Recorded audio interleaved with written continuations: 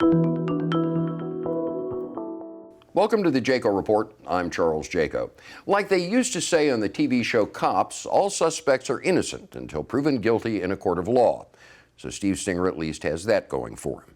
Ex-St. Louis County Executive Stenger is facing 3 felony charges that carry a maximum of 60 years in federal prison.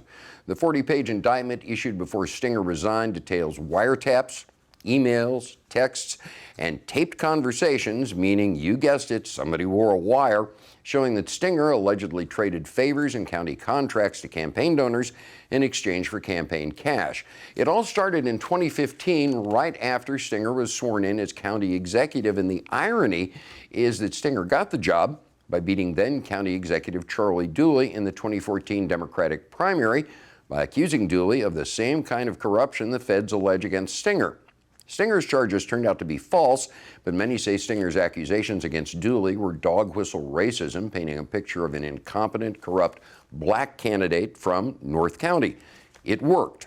Dooley failed to win one majority white township in St. Louis County. Stinger's 2014 campaign that got him the job was Trumpian before Trump. Use racism and accuse your opponents of the same things it turns out you yourself may be guilty of. So what does former County Executive Charlie Dooley have to say about all this? Let's find out as we welcome the man who served as St. Louis County Executive for 10 years, Charlie Dooley. Thank you very much for coming in. I appreciate your time. Your Majesty, I'm glad to be here. Oh, my goodness. What was your, the internet was full of jokes about, Charlie Dooley's grinning like a mule eating briars about now. But honestly, on Monday morning, when you first heard that Steve Stenger was indicted and was resigning, I mean, besides kind of chuckling yourself, what was your initial reaction? What was your gut? The first thing I thought about the citizens of St. Louis County, how they entrusted him with their lives, and he disappointed everybody. That's the first thing. It wasn't about me. It was about St. Louis County has been known for good government for many, many years. I remember Roos, McNary, H, and Westfall. None of those individuals or myself have ever tried to mislead the county council or anyone about what we were doing. It was basically transparent. This person did just the opposite, and St. Louis County paid a high price for that. In terms of the operations of the county executive's office, because only a handful of men have held that position, how hard is it, or conversely, how easy would it be to run the sort of corrupt enterprise that the feds are accusing Stenger of out of the office of county executive? We've had honest government generally in St. Louis County, but is it because we've got really strict checks and balances in place, or is it just because we've gotten lucky and have had honest men elected to it? In other words, it didn't seem like there was anything in place that prevented Steve Stenger from doing what he did while he was sitting in the county executive's chair. Let me say this. There were things in place. For example, some of the contracts supposed to go to the lowest bidder. He did just the opposite. The lowest bidder didn't always get the bid, okay? And that's unfortunate. Take, for example, the Northwest Plaza incident. The Public Works people did not sign off on it. The former Public Works director didn't sign off on it. He actually got someone outside of that venue to sign off on it. And those are checks and balances that should have been brought to the council's attention. And so again, there are things that are in place, but you actually have to work hard in St. Louis County to go around the transparency. So there were checks and balances in place. Stenger ignored them. Yes, he did. But he managed to win re-election while all this was going on. And, the indictments just came out this week. It seems that the checks and balances are not really strong enough. I'll put it this way. If you've got a corrupt individual in office. If you got which we allegedly corrupt individual, it is very difficult because one of the issues, and this is always been an ongoing issue in St. Louis County. The reason I can say that because I was on the county council. You have 7 council people that actually work somewhere else. They're part-time people. It is difficult for those individuals to keep up with an administration that's full-time. That's full-time. His staff is full-time. He got attorneys and directors. Everybody's fully qualified. All the council has is an assistant. If the county council doesn't give them the right information, it is difficult for them to make recommendations or to understand. And sometimes I believe that the county council's office wasn't giving them proper information so they can make proper determinations. You know Sam Page? Yes, well? I do. What do you think? Do you think he came out of the gate being transparent and holding a news briefing, but at this point, I think a lot of people are kind of, sitting back and waiting. What do you think of him? How do you think he's going to do? I think he's a good man. I think honest? Most certainly. He's an honest man. He's straightforward. I've been knowing Sam Page for a long, long time. We used to be a state rep at one time. So I've been knowing Sam for a long time. He's a good man. We have a good council. That council worked together. When they finally got their act together, they worked together to resolve those issues. And I believe with that particular council, they can continue to move forward in a very positive way, because the things that I've heard about what took place at the council, everybody wants change. The employees, the council, the citizens, everybody wants change. And this seems to be pretty much across the board, Republicans and Democrats. Yes, no question. Now, do you think racial politics was at play the same way it was at play in your election? Because protocol, if not law, would call for the senior council member, the senior Democrat, to be appointed, and that was African-American Councilwoman Hazel Irby. Instead, it went to Sam Page. I mean, do you think that was racial politics at work and that Irby was shut out, or do you think that, Page was the best person for the job? How did that strike you? Well, let me say this. I'm going to give you my example, okay? Yeah. When I was chosen for the county council, on the county council, at that time, I was the chair. But there were 4 Republicans and only 3 Democrats. I wasn't the chair. It was 3 Democrats and 4 Republicans. So the Republicans, they made the choice of who the next county executive was going to be, not the Democrats, even though they had to be a Democrat. Now, if you got 4 Republicans, who would you pick? You only got 1 black guy on the county council. St. Louis County only got about 22% African American. They assumed that if I picked Charlie, if he did run, he won't win. He won't probably do a very good job. And the person that orchestrated it wanted to be the next county executive. So the Republicans picked you figuring you'd fall flat on your face. It had nothing to do with my ability or my seniority. It was about something else. It's like one of those horror movies when the black guy gets killed first. Right. So here's the black guy. Let's set him up. Right. Okay. And yet you won election. I won election, and the one that actually orchestrated it lost to McNary, and then I beat McNary. In terms of what Stinger's fall from grace and alleged crimes due to the reputation of St. Louis County, I mean, obviously, it doesn't rise to a Donald Trump level, but it's still allegedly criminal, and it certainly made headlines. Do you think this gave us a black eye, or do you think that St. Louis County will be able to recover from this fairly quickly by putting in more transparent administration? It depends on the administration and the county council. They can put in those transparencies, they can do some things, but it's going to take time. Remember, we're talking about basically almost 5 years of corruption, alleged corruption, a lot. Employees have left, good people have left the county. Individuals have told me, Charlie, I'm leaving because I don't like what's going on. People retired early because they didn't like what was going on. So the effect of this goes beyond any payoffs. It goes way beyond that. The atmosphere in St. Louis County was extremely toxic. People looking over each other's shoulders. So all that's going to take time.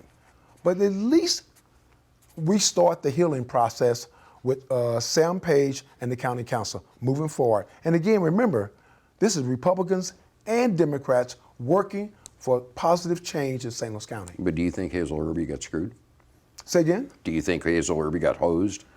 I'm not going to say that. I'm just going to say this. Look, The issue is, in my mind, is this. Let's not argue about how he got there. Let's move forward in a very positive way. There's so many things that define us as a community. We got more things that we can agree on than we can disagree on. Right now, I think we need to look at things that we can agree on and move our community forward. Do you think there's legislation the county council should consider, along with the county executive, to put more guardrails in place so nothing like this can happen again? Or do you think the guardrails are there already legally, they were just ignored? That too, you can always put additional guardrails, but let me tell you something. If somebody have it in their heart to steal or to do something wrong, they will. But the issue is, do we have good people in place that when they find out or when it's discovered, do they remedy the situation? It took us a little while to get it squared away, but once it was brought to our attention, the county council did what needed to be done. It seems, though, that the allegations of corruption, certainly if you read that 40-page indictment, were pretty pervasive. I mean, if you read the transcript of internal conversations between Stenger and his staff, where obviously somebody was wearing a wire for the feds, it's pretty much that everybody's accepting, hey, this is crooked, we're going to roll with it. Again, it's like anything else.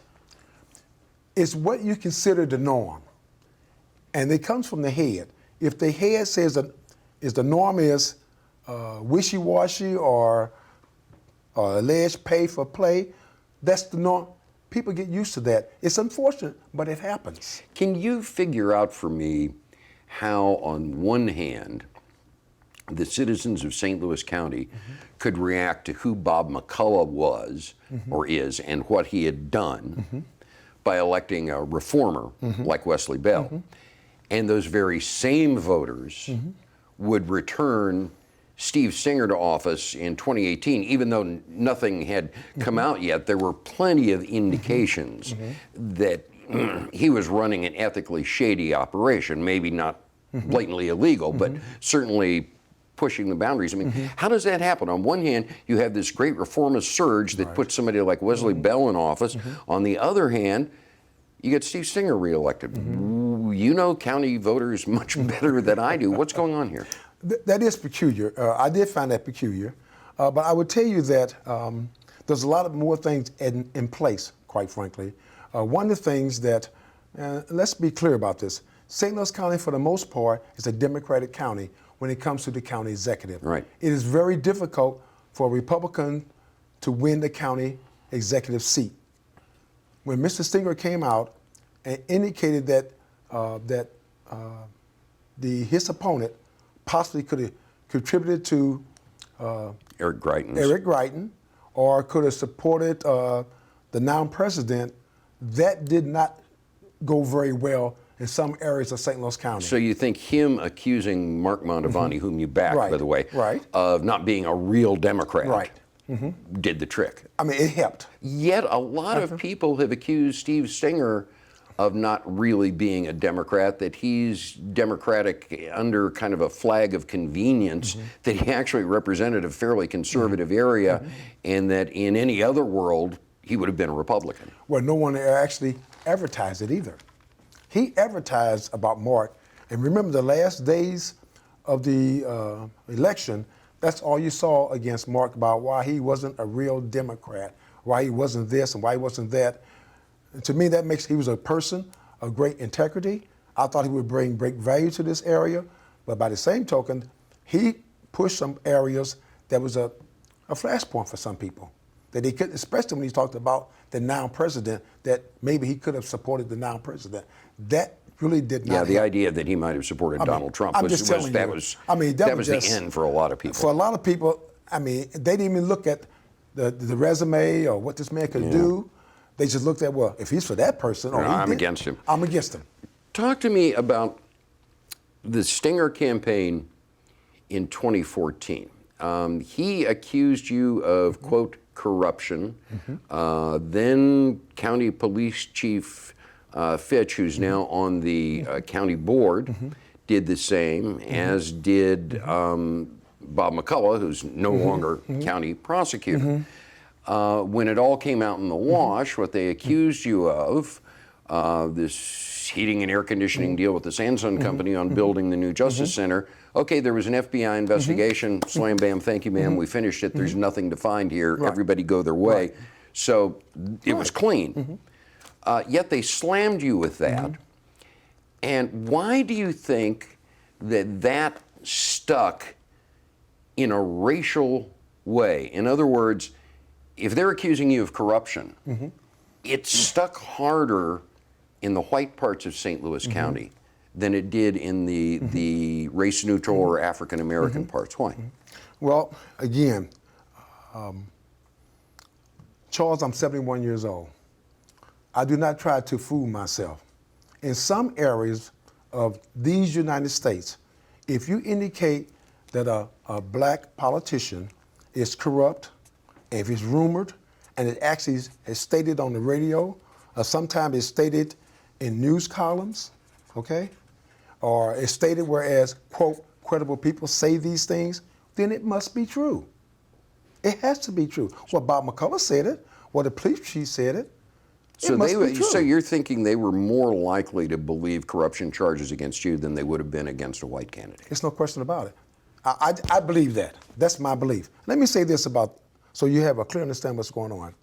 When Mr. Fish indicated that I knew something about the crime lab, we have to remember there is a commission, a police commission, that handles all of that.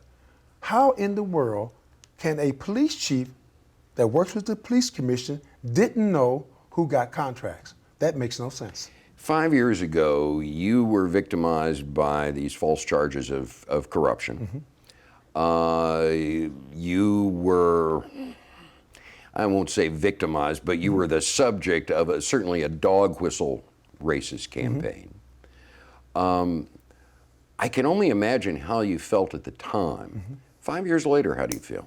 Well, You still as angry as you were? I've never really been angry. I've been disappointed.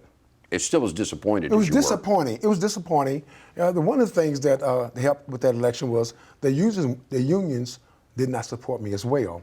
And the thing that really, if I really got angry at anything, one of the unions one of the union heads got on TV and said they withdrew their support from Charlie Dooley for county executive.